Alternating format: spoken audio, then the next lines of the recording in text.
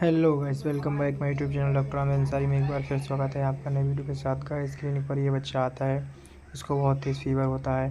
फिर मैं इसको अच्छे से चेक करता हूँ। चेक करने के बाद इसके गाइडेंस को बताता हूँ कि इन्हें बहुत तेज़ी बुखार है और घर जाके सबसे पहले स्पंजिंग करनी है, यानी कि सर और सीना छोड़ के अच्छे से पूरे शरीर में पोछा लगाना है ठंडे पानी का। उसके बाद मैं इन्हें दवाई देकर घर भेज देता हूँ।